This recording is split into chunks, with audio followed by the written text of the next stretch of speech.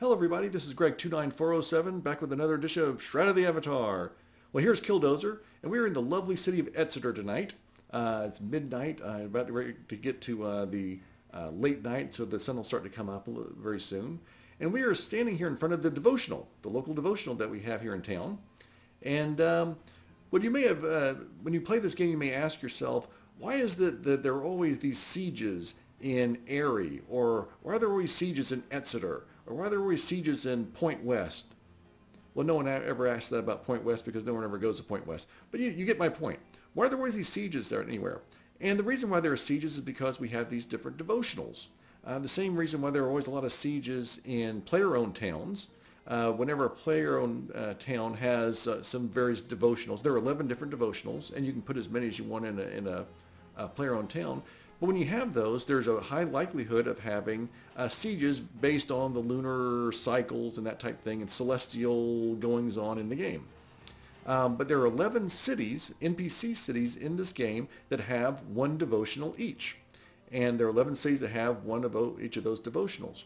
Now, the reason we're doing this video tonight is I want to go through this. There is a mission in the game. It's a passive mission. It's a passive quest that no one really tells you about. No one says, hey, I have a mission for you. Come over here. It's called the Devotional Quest. And it's just kind of sitting out there, and you can do it or not. But it's actually pretty good. It gives you one of the banners. It gives you the banner of sacrifice. And it's one of the banners that you can add and collect the whole set. So this particular quest wants you to go to all the different NPC cities that actually have a devotional like this and talk to the caretaker. Now that's the caretaker over there for this particular devotional in Exeter. And basically they tell you a little bit about the virtue that the caretaker takes care of with this devotional, and they give you a little bit of background on information on the game. And what will happen is you'll get credit for talking to that particular caretaker for that particular devotional. If you visit all 11, then you will complete the quest and you'll get a token amount of XP, but you also get the banner of spirituality. So this is the banner for Exeter, and let's go ahead and talk to this guy. And so he has a shrine. We're going to click on that. There's a shrine of honesty. And basically you just wanted to read about this kind of stuff. Generations ago, my family spent years searching for the remains of this shrine in the ruins, and then carried it here and rebuilt stone by stone. They give you a little bit of background. And this is the patron city is Exeter, and it's called, the symbol is the hand of honesty. Now, this is where you can get some good information. Patron city, if you click on that, it tells you all 11 cities that have a devotional. So there's Erie, Arteris, Brookside, East March, Exeter, Fortis End, Janiford, Kiln, Northwood, Point West, and Resolute. So we need to visit each one of these towns, talk to the caretaker, and we'll get some points.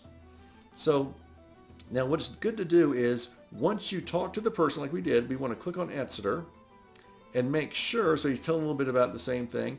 And what you want to do is find something at the end of his little saying that says this: and if memory serves, you spoke with one of us devotional caretakers about the virtue of honesty, which we just did. That shows that the game has correctly registered you as having completed this particular devotional. Now, why do I bring that up?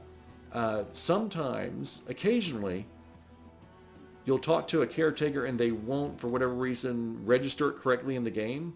The caretaker in Point West in particular sometimes doesn't give you the credit for it, so you have to go back and do it again, which is a pain in the neck.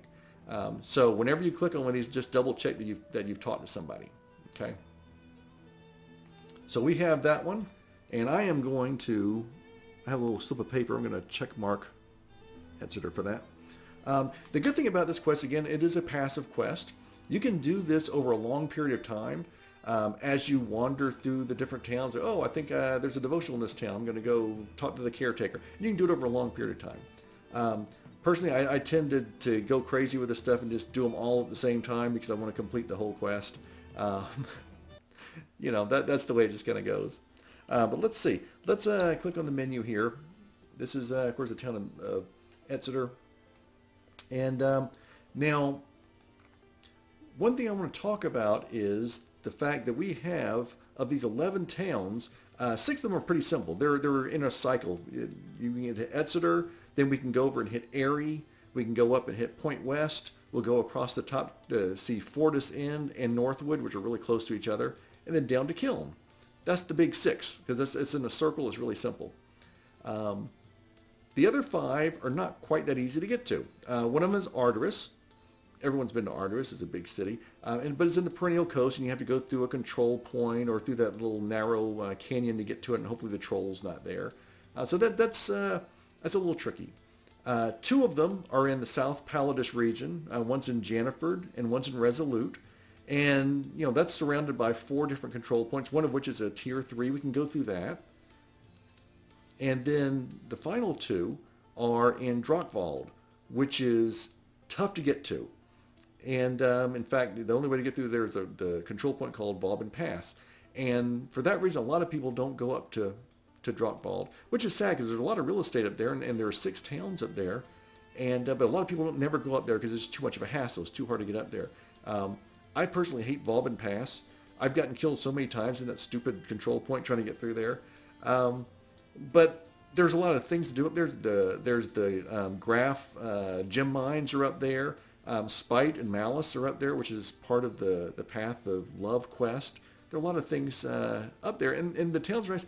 The problem is, of the 6 towns, one of them, Port Graph, is full. It's a small town, but it's full. Spite is about 3/4 full. The other 4 cities up there, they're empty. I mean, they're 4 of the lowest populated towns in the entire game.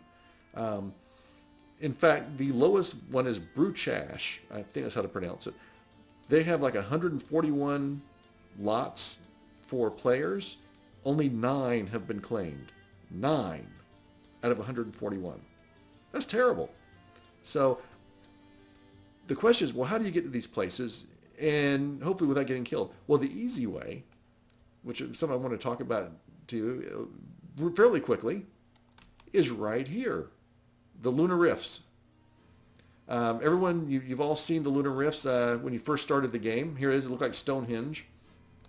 And what you see here is, if we jump into this bubble, we're going to go someplace. And where are we going to go? Well, you see these 8 stones that are surrounding the thing. Each one, if you click on here, or you put your cursor over here, there's Blood River, there's Solace Bridge, there's Exeter,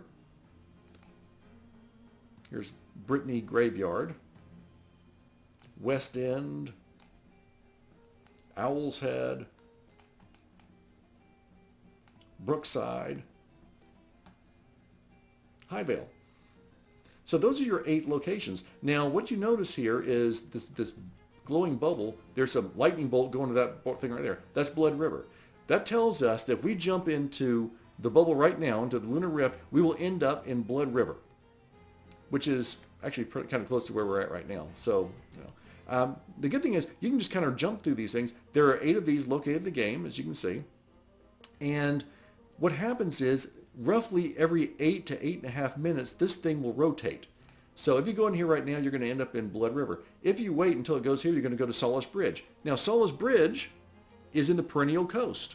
So if we want to go in the perennial coast without going past a control point, or if we want to avoid that troll, we can just jump in here when this is on Solace Bridge, and we're in the perennial coast. After that, it will go over here to Highvale. Well, Highvale is in the South Palladish region.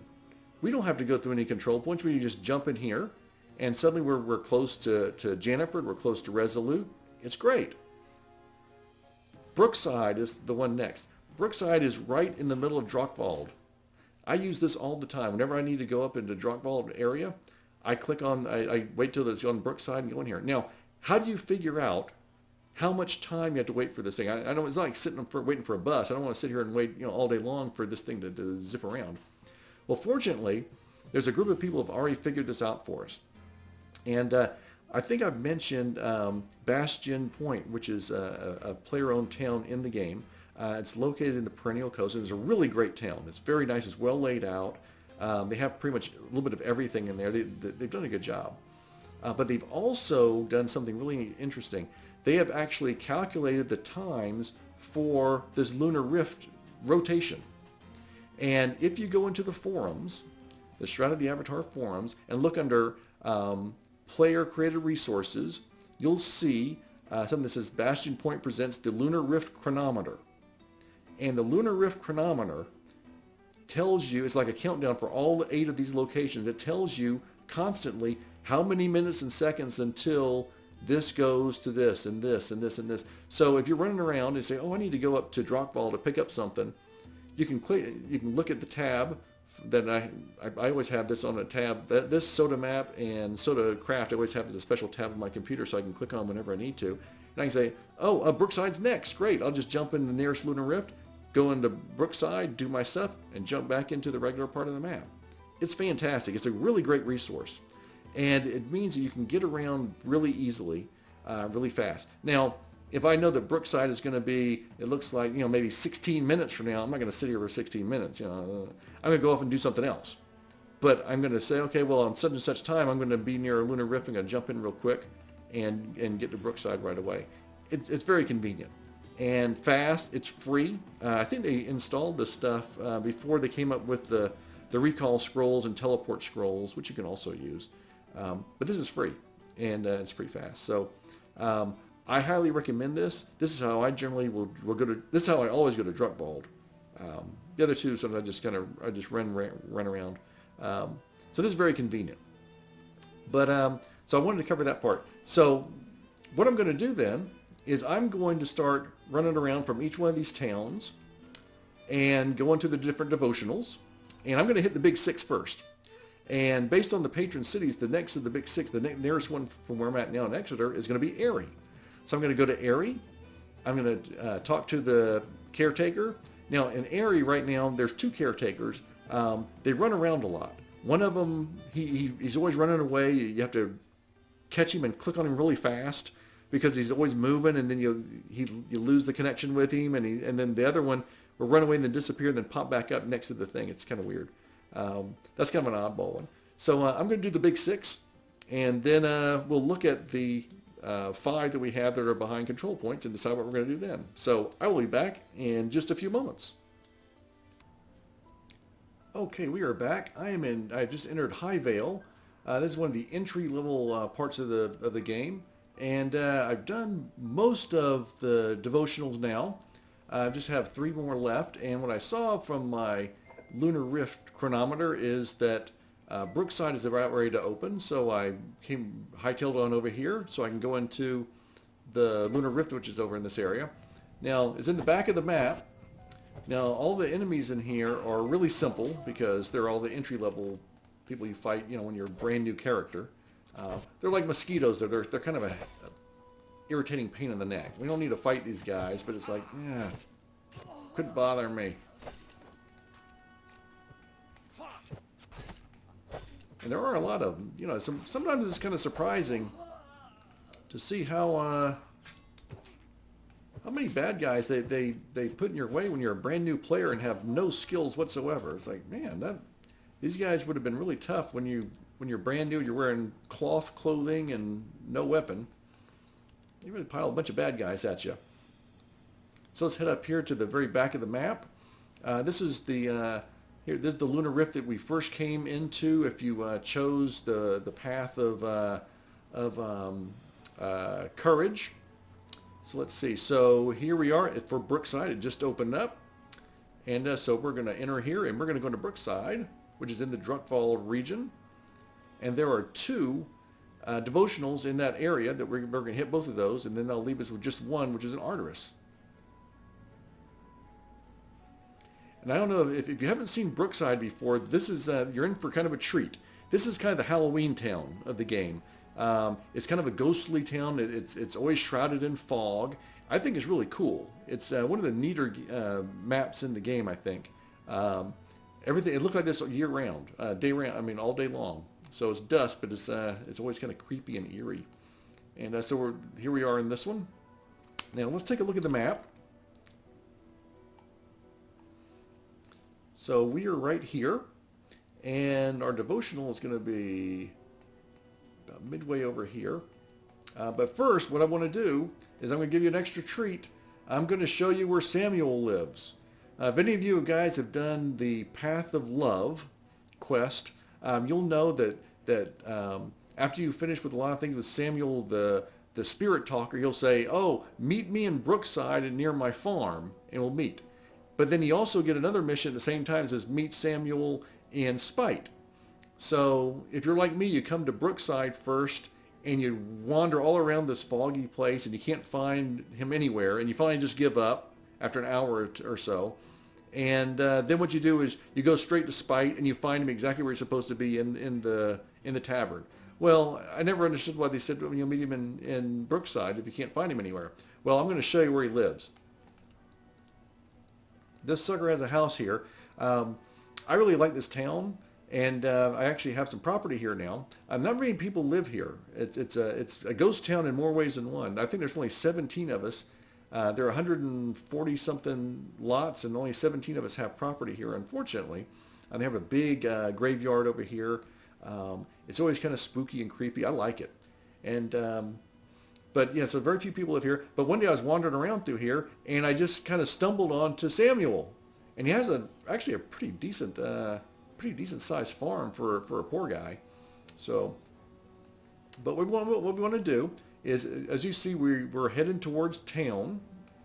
This uses the Forest 1/Grasslands biome. And right across this bridge is the downtown area, which is shrouded in fog as everything. But instead of going across the bridge here, we're going to hang right.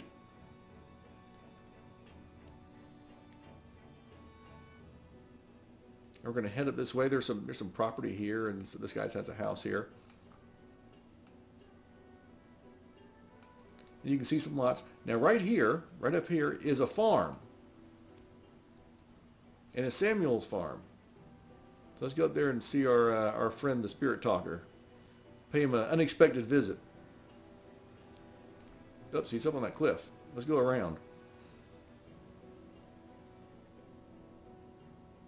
So that's Samuel's windmill. He's fairly well off. Now, I have not done the Path of Love on Killdozer. So here's Samuel right here. He's at the grave of his dead wife. So he's not going to recognize me. So let's see what he has to say, though. Please leave me be. This is a private matter. There is no need for questions here. I'm going to ask him his name. See who tells me. Samuel. Yep. So now what happens is if you've done the Path of Love and you run into him here, then he goes, "Oh, hello, my friend. So good to see you," and blah, blah, blah, blah, blah. And he's very friendly and happy to see you. I've gone into his house because I thought about, after all the trouble I had with this guy, I thought about like stealing all the stuff. But I said, "No, better not." He has actually a pretty decent sized house. I wouldn't mind having this house as a standard for decorations. Anyway, I am going to go ahead and do this next devotional. Again, let me open this map up so I can show you where it's at least. You don't need to watch me run all the way over there. So here we are. Here's the main downtown. From downtown, you go up here. It's right there. It's on this little circle here. And there are a bunch of lots. All these lots right here are taken. All these lots are empty. If you come to Brookside, like the look of it, please feel free to buy some property. I'd like to have some more neighbors. So anyway, I'm going to do this devotional. Then I'm going to go down to East March, do that devotional, and I will be right back. Okay, we are back. We have just entered Arteris, which is going to be the last of our 11 cities to visit on this whirlwind tour. It's been about 2.5 hours since I started the mission, and I want to hit them all tonight. Why does it take so long to do? Because even though it's a fairly simple mission to do, you don't do a lot of fighting. We do run from city to city. One of the things is that each city has a devotional, so there's about a 50% chance it's going to be under siege. And I had about 4 or 5 towns I had to fight my way into, including this one. So that's part of it. Then when you do get into a town, generally the devotional is close to the center of town, and the entrance, of course, is not. So there's a long run from the entrance to the devotional. Then you have to leave the town. So you get to the exit. Again, half the time there's going to be still a siege, so you got to fight your way out of the siege. So you have little things like that. Also, the Point West caretaker was bugged, so it took me about 20 minutes before I could figure out what was going on. I bugged him, and then at dusk, a second caretaker showed up, and he was the one that could pass me on. The first one, when I either typed in the word valor, because it is the Shrine of Valor, or clicked on the word valor, he got confused. He just didn't know what to do, and the second one could. So that was an oddball one. A couple of them, the caretakers acted a little hinky, so they'd start running away from me and stuff like that. So it was just odd. So little things like that. So this is the final one in Ardoris. Ardoris, the main town, is right in here. Let's talk to our caretaker and see what she has to say. Reflect on love. The candle of love. Patrons. This is the patron city of love, and I've made sure that all my patron cities, they all say, every single time I click on any of these, it's going to say, oh yes, you've talked to someone from there. So for instance, yes, you once spoke about love with a devotional caretaker in the city. That's this one. Now, for some reason, it seems like this should say, oh, by the way, you've finished this mission, but they don't. So I'm going to click on goodbye. And then they say, when you have a moment, Outlander, I would like to talk to you about the banner of spirituality. And then she goes away. So let's click on her again. Banner of spirituality. There we go. So I got my 400 experience, and I received the banner of spirituality from the caretaker. So it's kind of an awkward ending. I wrote a little recap of this mission and sent it in the forums about some pluses and minuses of the mission. One of the ones is it's very awkward at the end. You don't know what to do. I'd like to talk to you about this thing sometime. Okay, is that something I should talk to you about now about? Oh, it's my prize. So it's just a little awkward. So maybe they can adjust that as time goes by. Let's take a look here. Banner of spirituality. This is, all these banners that they have. They all have the same shape, but they have different colors and the different symbols on them. The banner of love you get if you complete all the missions in the Solace Bridge outskirts, and the banner of courage if you do all the missions in the High Vale outskirts, and the banner of truth if you do all the missions in the Blood River outskirts. So those are all very simple, very low-end missions. There's a lot of them, and it's kind of, it's easy to do with a higher level character like this. So you get those banners. This one you get fairly easily. Then there's a banner of honesty, which I'm going to do a video on, and then the banner of justice is a new one with the new Elysium mines, but I think that's much harder. So that'll be a while before I do that. So anyway, that's going to do it for us. That is the Devotional Quest. Again, a passive quest. Feel free to take your time on this. Do it as you go. You don't have to do a whirlwind like me and hit every one of them in one evening. Take your time with it. When you happen to be in a part of a town, just go ahead and do that. It does give you a chance to see all of the cities and all of the area, the world of Shroud of the Avatar. And hopefully you'll see that Brookside is a neat place to get some property. I don't know. So that's one of my favorites. Anyway, that's going to do it for us. Let's go ahead and get up here. So until next time, this is Greg29407 along with Killdozer and our caretaker saying arrivederci, and we will see you next time.